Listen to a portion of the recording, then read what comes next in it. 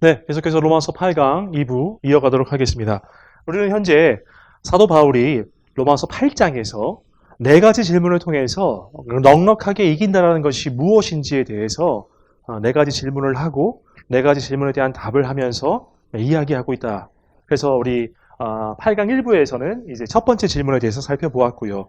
이제 2부에서는 나머지 세 가지 질문에 대해서 함께 살펴보도록 하겠습니다. 자, 두 번째 질문입니다. 두 번째 질문.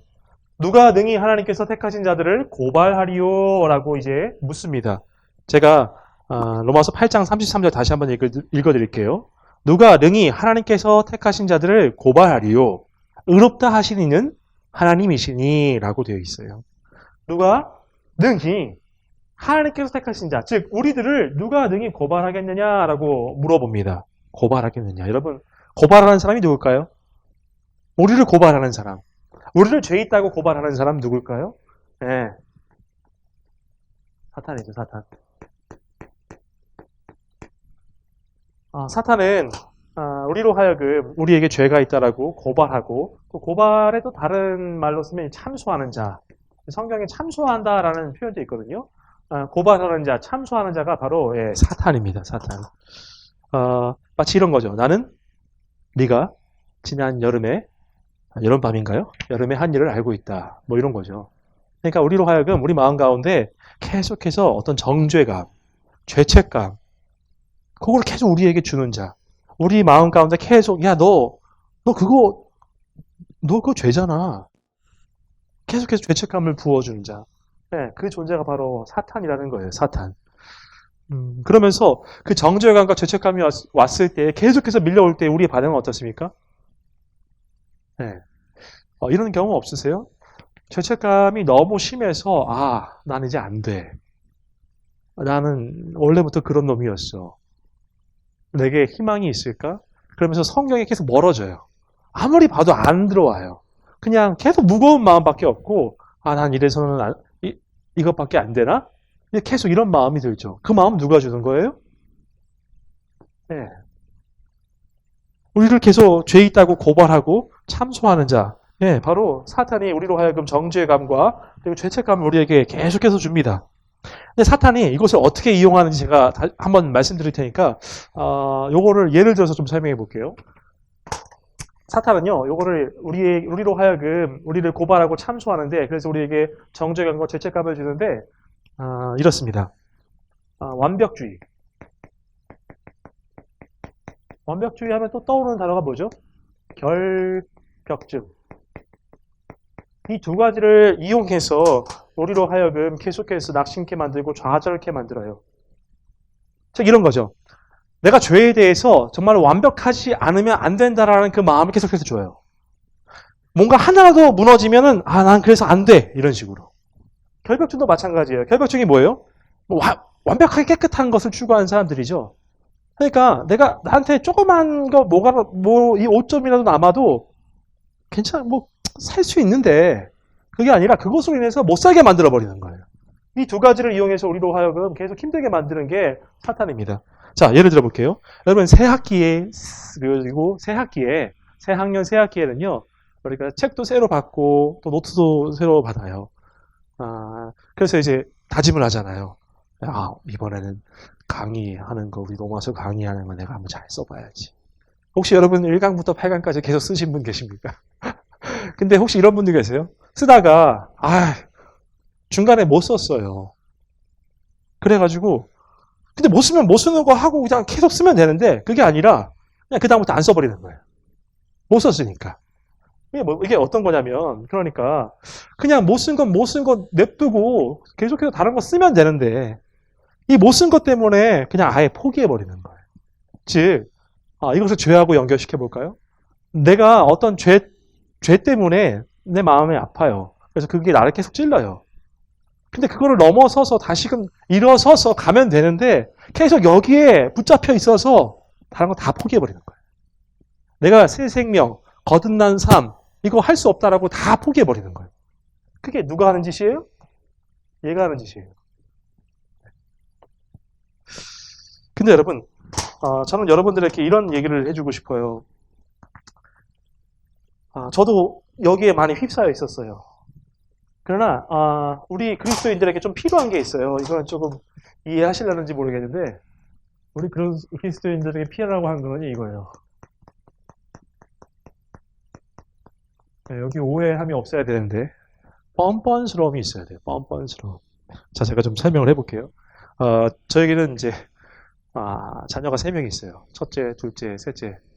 규현아 미안하다. 맨날 너만 뭐라고 하는 것 같아서. 근데 둘째가 규현이 아들입니다. 근데 얘가 분명히 엄마 뱃속에서 같은 뱃속에서 나왔는데 좀 다른 부분이 있어요. 자, 보세요. 제가 뭔가를 이제 아이들한테 주잖아요. 그럼 첫째 소열이 같은 경우에는 와 딱딱해서 딱 인사하면서 고맙습니다 그래요. 감사합니다 그래요. 근데 이 장규현이라는 애는요. 마치 원래 내가 당연히 받아야 할 것처럼 굉장히 뻔뻔스러워요. 이렇게 얘기합니다. 아빠, 나 생일날에는 이거고요. 크리스마스에는 이거예요. 내가 왜 줘야 되는데? 예. 근데 마치 얘는요, 그게 당연히 아빠가 나한테 해줘야 되는 것처럼 생각을 해요. 미안한 마음이 전혀 없어요. 반드시 내가 줘야 할 것처럼 걔는 생각을 해요. 근데 그 규현이에게는 어떤 마음이 있는 거냐면, 아빠니까 나에게 해줄 것이다라는 것을 자기가 알고 있는 거예요. 여러분 보세요. 사랑을 하잖아요. 그러면 사랑하는 사람이 갑일까요? 사랑받는 사람이 갑일까요? 사랑받는 사람이 갑이에요. 사랑하는 사람은 항상 을이죠. 그죠? 근데 그 을된 마음을 갑인 규현이가 잘 알고 있는 거예요. 그래서 아빠한테 마음껏 요구한다라는 거예요. 근데 그게 희한하게 아빠 되는 입장에서 기분이 별로 안 나빠요. 아유, 뭐야, 왜 당연한 것처럼 나한테 얘기해. 내가 너 나한테 돈 맡겼어? 그게 아니라, 주고 싶다라는 거죠. 여러분, 보세요. 우리는 하나님이 아버지시잖아요. 근데 하나님 앞에 우리는 늘 항상 이러고 있죠. 송구한 마음, 항상. 머슴처럼, 종처럼, 항상. 공의의 하나님 막 이러면서. 항상 이렇게 뭐 잘못한 사람처럼 이러고 있단 말이죠. 그런데 그것이 아니라, 때로는 우리 둘째 아들, 우리 규현이처럼 좀 이렇게 뻔뻔하게 나 하나님의 아들인데 자녀인데 하나님이 당연히 내 편이니까 나한테 해주셔야 되는 건데 그러한 어떤 신앙의 모습, 믿음의 모습도 있어야 한다는 거예요. 맨날 송구하면서 완벽주의와 결벽증 앞에서 무너지는 것이 아니라 우리 아빠는 용서해 주시는 분이야. 우리 아빠는 나한테 다 해주시는 분이야 라고 하면서 좀 이렇게 가슴 열고 할 필요가 있다라는 것이죠. 네. 항상 사탄은 우리로 하여금 계속해서 이렇게 우리를 하여금 지적하고 정죄하지만 여기서부터 우리는 변화되어야 합니다. 자, 로마서 8장 33절, 즉 이 질문에 대해서 누가 우리를 고발하리요? 이 질문에 대해서 사도 바울이 뭐라고 대답하는지 로마서 8장 33절 자막으로 함께 보시죠. 읽어드리겠습니다. 누가 능히 하나님께서 택하신 자들을 고발하리요? 라고 한 다음에 의롭다 하신 이는 하나님이시니. 보세요. 누가 너희를 죄인이라고 너에게 죄가 있다라고 고발하겠느냐? 너희를 의롭다라고 하신 이는 하나님이시다라는 거예요. 하나님께서 너희를 의롭다라고 그냥 말로만 하는 게 아니라 법정적으로 선포하시고 선언하셔서 너는 이제 의인이다라고까지 하셨는데 감히 누가 너에게 너의 지난 과거를 물으면서 너는 여전히 죄인이야. 너는 그러니까 심판받고 지옥에 갈 수밖에 없어 라고 도대체 누가 그럴 수 있냐라는 거예요. 그럴 수 있는 존재는 없다라는 겁니다. 누가 널 보고 죄인이라고 하느냐. 여기서 어떤 이런 정죄감과 죄책감에서 이제는 완전히 자유하게 되라는 이야기이지요. 네, 세 번째 질문입니다. 세 번째 질문은 누가 우리를 정죄하리요? 라고 되어 있습니다. 어떻게 보면 아까 두 번째 질문과 조금 비슷할 수 있겠죠. 두 번째는 누가 우리를 고발하리요? 라고 되어 있죠. 세 번째 질문은 누가 우리를 정죄하리요? 라고 되어 있습니다. 비슷하지만 조금 다른 답변이 나옵니다.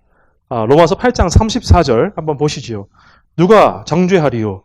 죽으실 뿐 아니라 다시 살아나신 이는 그리스도 예수시니 그는 하나님 우편에 계신 자요 우리를 위하여 간구하시는 자니라. 자, 누가 우리를 정죄하리요? 라고 이야기한 다음에 누구 얘기가 나오죠? 예수 그리스도 얘기가 나오세요. 예수 그리스도 얘기가 나오시는데 이분께서 죽고 다시 부활하신 이야기가 나오고 이제는 그분께서 하나님 우편에 계셔서 우리를 위하여서 간구하고 계시다라고 이야기를 나온단 말이에요. 누가 우리를 정죄하리요? 누가 우리에게 죄 있다 말하겠느냐라고 이야기합니다. 그러면서 예수님 얘기를 해요. 여러분 보세요. 여러분 십자가, 예수 그리스도께 십자가 위에서 우리의 죄값, 여러분의 죄값을 다 치르셨어요. 내가 치러야 할 그 죄값, 죄에 대한 그 값을, 심판을 나 대신하여서 그가 다 받으셨어요. 다 받으셨어요. 다 받으셨어요. 다. 그러면 나의 죄값을 다 치르셨다는 건 뭐예요? 더 이상 치러야 할 값이 있다라는 겁니까? 없다라는 겁니까? 없다라는 거예요. 그러면은 내 안에 나를 향하여서 넌 아직 죄값을 치를 죄인이야라고 할 만한 거리가 있냐라는 거예요. 없다라는 거예요. 왜? 예수 그리스도께서 십자가 위에서 이미 다 그 값을 치르셨어요. 이게 값을 다 치르다는 개념이 뭐냐면 완불하셨어요. 뭐 할부로 내신 게 아니고 그냥 한 방에 다 끝내셨다라고요. 더 이상 남아있는 게 없어요. 그런데 그러면서 우리를 향해서 의인이라고 여겨주시는데 그런데 감히 누가 나에게 죄인이라 할 수 있겠냐라는 거예요. 누가 나를 향하여서 정죄할 수 있겠느냐라는 이야기입니다. 네. 네 번째 질문으로 넘어가시죠. 네 번째 질문. 누가 우리를 그리스도의 사랑에서 끊으리요? 라고 이야기를 합니다. 누가 우리를 그 예수 그리스도의 사랑에서 끊으리요? 자, 이것은 제가 PPT, 좀 말씀이 긴데요. 로마서 8장 35절에서 39절 말씀 제가 읽어드리면서 좀 설명을 해드릴게요. 35절 봅니다. 누가 우리를 그리스도의 사랑에서 끊으리요?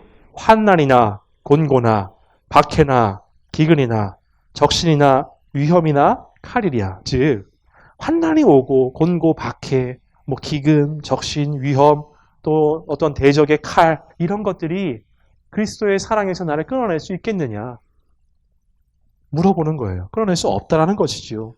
기록된 바 우리가 종일 주를 위하여 죽임을 당하게 되며 도살당할 양같이 여김을 받았나이다 함과 같습니다. 우리의 지금 상황은 당시 로마의 그리스도인들은 로마로부터 목숨의 위협을 받았지요. 그래서 콜로세움에도 끌려가고 여기 이야기하는 것처럼 우리가 종일 주를 위하여 죽임을 당하게 되며 도살당할 양같이 여김을 받았나이다. 이러한 삶을 살고 있다.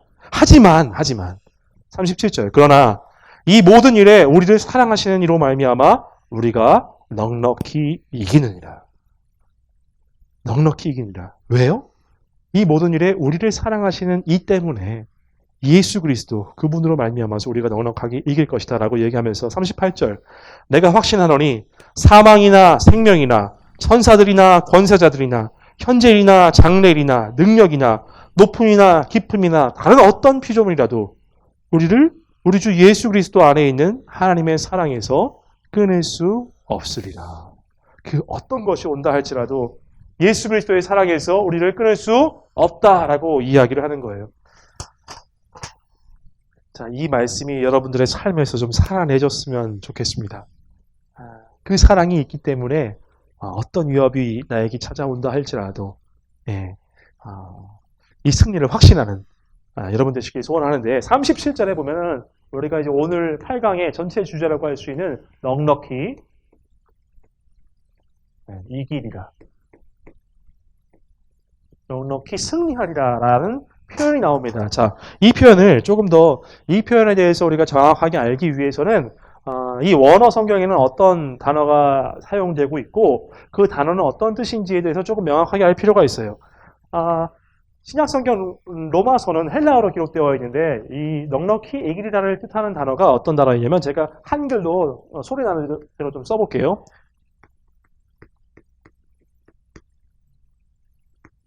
네, 모르시겠죠? 저도 모릅니다. 휘페르니카오라는 단어예요. 근데 이 단어를 좀 찾아보니까 어떤 뜻이 있냐면 이기는 건 이기는 거예요. 승리하는 건 승리하는 거예요. 근데 이게 어떤 의미가 있냐면 무엇을 넘어선 승리. 이걸 뜻해요. 자, 무엇을 넘어선 승리. 그냥 단순히 승리하는 것, 이기고 지는 것. 그래서 승리하는 것을 뜻하는 것이 아니라 차원이 다른 승리를 뜻하는 것이 바로 이 휘페르니카오라는 단어예요. 무엇을 넘어선 승리, 차원이 다른 승리를 뜻하는 것이죠. 여러분, 우리가 축구 선수들 보시면은 뭐 아마추어가 있고요, 프로가 있고요. 프로 선수들 중에서도 좀 잘하는 선수들 있죠. 그걸 뭐 엘리트라고 하나요? 예. 그 다음에 제일 잘하는 클래스가 뭐예요? 우리 손흥민 선수를 요즘 뭐라고 하죠? 월클이라고 하네요. 월클. 월드 클래스. 그죠? 자, 보세요.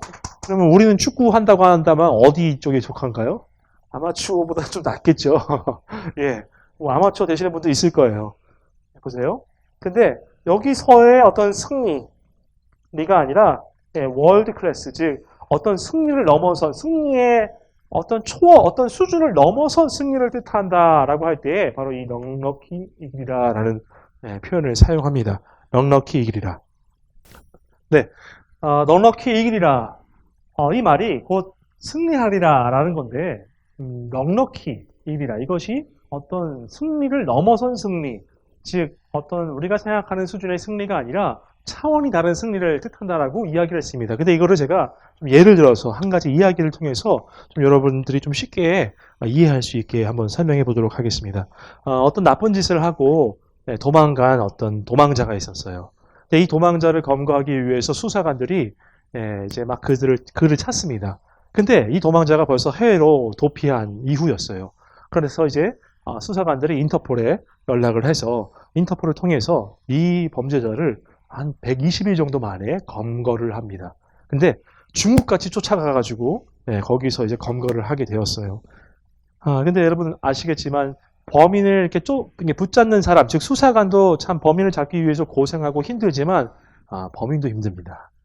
도망 다니는 사람들의 입장도 굉장히 힘들어요. 물론 죄를 졌지만 내가 잡히지 않기 위해서 사람들의 눈을 피해서 한 곳에 있어야 하고 참 여러 가지 어려움이 있을 거예요. 도망 다니는 사람도 굉장히 힘들어요. 자, 그런데 이제 잡았어요. 수사관이 잡았어요. 잡아가지고 딱 앉혀놓고 이제 뭐죠? 수사를 하는데 이 죄수가 이 범인이 딱 그 수사관의 두 마디에 완전히 무너져 버려요. 그리고 자기의 죄를 다 고백합니다. 자 보세요. 딱 두 마디에 무너져 버렸어요. 어떤 말이었을까요? 이 말이었습니다. 고생했다. 몸은 괜찮니? 이 두 마디에 이 죄수 120일 정도를 도망 다녔던 이 죄수의 마음이 열리고 자신이 어떤 죄를 범했는지 이실직고를 하나하나 하기 시작해요. 그러면서 이제 다른 수사관들이 와가지고 의아한 거예요. 얘가 왜 이걸 다 이실직고 하지? 너 원래 그런 놈이 아니었잖아? 라고 해요. 그러자 이 죄수가 뭐라고 얘기하냐면 나를 잡았던 그 수사관이 건넸던 너무 인간적인 말 두 마디. 고생했다. 몸은 좀 괜찮니? 이 두 마디에 자기가 완전히 무너졌다. 그래서 그 따뜻한 말 그 두 마디에 나의 모든 것을 이야기하게 되었다라고 이야기를 합니다. 보통 같았으면 어떻게 했을까요? 야, 이 자식아, 내가 너 잡으려고 얼마나 노력했는데 내가 거봐. 내가 너 잡을 거라고 했지. 뭐 이런 식으로 승리를 표현했겠죠. 하지만 정말로 그 범죄자를 잡았던 수사관은 그 이상의 승리, 즉 차원을 넘어선 어떤 승리의 말을 남긴 거예요. 고생했다. 몸은 괜찮니? 그곳에 이실직고를 다 하게 만들어 버리잖아요. 그죠? 이것이 차원이 다른 승리를 뜻합니다. 제가 또 다른 한번 예를 들어볼까요? 여러분들이 좋아하는 그 구절 가운데서 야고보서 1장 5절 말씀이 있어요.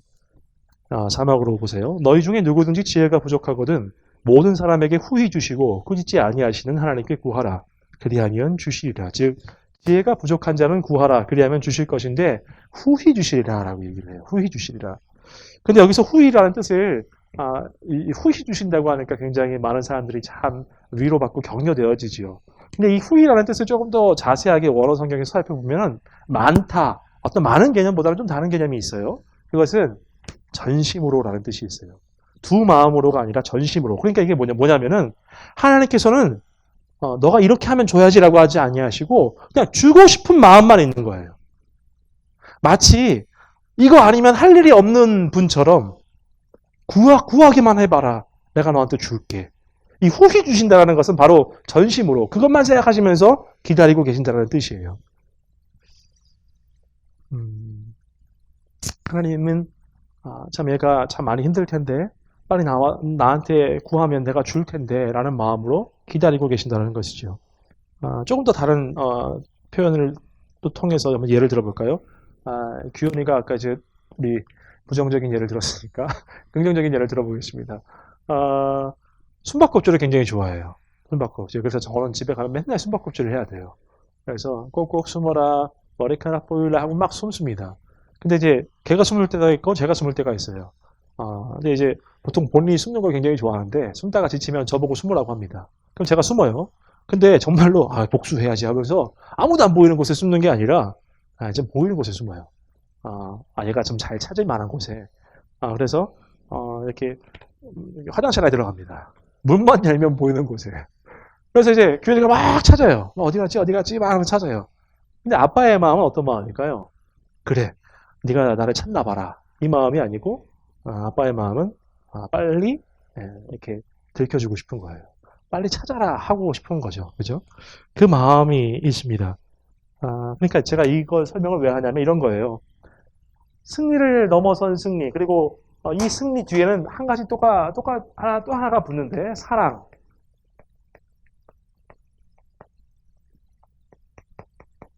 제가 이 개념을 여러분들에게 잘 설명했으면 좋겠어요. 승리를 넘어선 승리, 그리고 사랑을 넘어선 사랑. 여러분 보세요. 하나님께서 우리를 사랑하신 것, 그것은 우리가 생각하는 그 사랑 수준, 그 이상, 차원을 넘어선 사랑을 뜻합니다. 하나님은요, 우리가 어떤 뭔가를 잘해서 하나님께 어떤 칭찬받을 내용을 해야 그 조건이 완성돼야 사랑해 주시는 분이 아니세요. 우리는 많이 착각합니다. 우리는 그때 저번에도 살펴봤는데 권선징악, 하나님은 선한 일을 하면 이렇게 칭찬해 주시고 악한 일을 하면 징계하시는 분, 공의 하나님으로 많이 생각을 해요. 또 율법주의, 어떤 율법을 잘 지켜야 우리가 하나님께 칭찬받고 아니면 심판받는 그런 분으로만 우리가 생각을 하는데, 그거는 1차원적인 이 1차원적인 승리, 1차원적인 사랑에 불과합니다. 그러나 하나님은 이런 분이 아니세요. 여러분, 하나님이 우리를 사랑하셨는데 우리를 구원하셨잖아요. 근데 우리가 뭔가를 잘해서 구원하셨나요? 아니죠. 우리의 조건을 보고 우리가 조건을 완성시켰기 때문에 우리를 사랑하시고 구원하셨나요? 네, 아니에요. 그러면 우리 한 가지만 더 살펴볼까요? 그러면 이 하나님의 사랑은, 제가 질문하겠습니다. 객관적인 사랑입니까? 아니면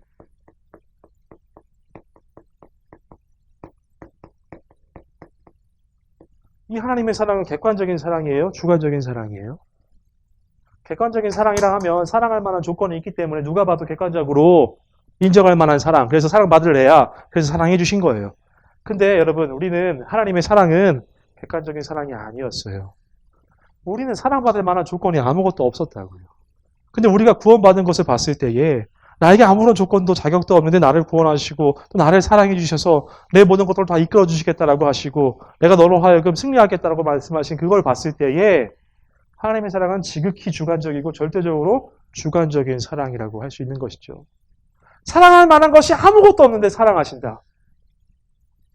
우리 인간은 조건을 보고 외모를 보고 어떤 여러 가지 것들을 따져서 사랑하지만 하나님께서는 그 사랑을 넘어선 사랑으로 우리에게 다가오셨다라는 거예요. 그리고 우리가 생각하는 그 수준의 승리를 넘어선 승리로 우리에게 그 승리를 맛보게 하실 거라는 이야기입니다. 우리의 행동과 노력의 여부에 따라서 계산적으로 주시는 그런 사랑의 하나님이 아닙니다. 딱딱하고 완고하고 이렇게 무서운 하나님이 아니라고요. 마치 후히 주신다. 내가 이것만을 주려고 기다리는 사랑, 그 사랑. 그리고 숨바꼭질 숨어가지고 막 안 들키려고 하는 사랑이 아니라 빨리 와서 찾아줬으면 하는 사랑.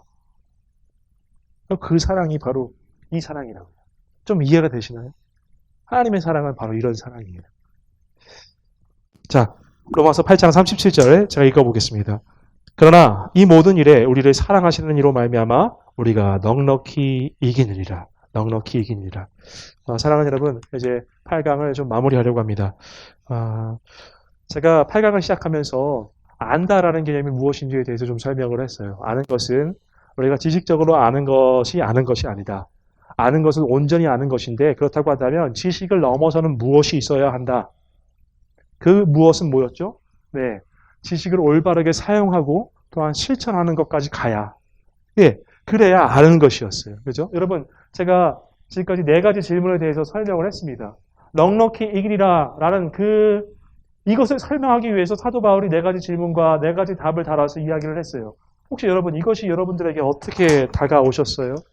지식으로 다가오셨습니까? 그래, 맞아. 여기서 그치면 안 돼요. 여기서 그치면 안 되고, 이것들이 정말로 내 삶에서 지혜가 되어야 돼요. 내 삶을 다스리는 말씀이 되어야 해요. 내 삶을 변화시키는 말씀이 되어야 한다고요. 그렇게 될 때 우리가 우리의 삶에서 담대해질 수 있고요. 우리의 삶에서 승리할 수 있는 겁니다. 성경 공부를 통해서 여러분들이 얻기를 원하는 게 무엇입니까? 정말 지식입니까? 아닙니다. 제가 여러분들에게도 주고자 하는 것은 지식 수준이 아닙니다. 그 지식을 잘 사용하셔서 여러분의 삶에서 그 지식이 살아 움직이는 그 알매에 이르기를 원하는 마음으로 저도 준비하고 있고요. 또 여러분들도 그렇게 되기를 간절히 소원합니다. 넉넉히 이기는 삶, 우리가 상상할 수 없는 그 승리와 사랑을 우리에게 보여주신 그 예수 그리스도를 바라보시면서 넉넉하게 보장된 승리를 향하여 나아가시는 여러분 되시길 주님의 이름으로 소원합니다. 이렇게 8강을 모두 마치겠습니다. 경청해 주셔서 감사합니다.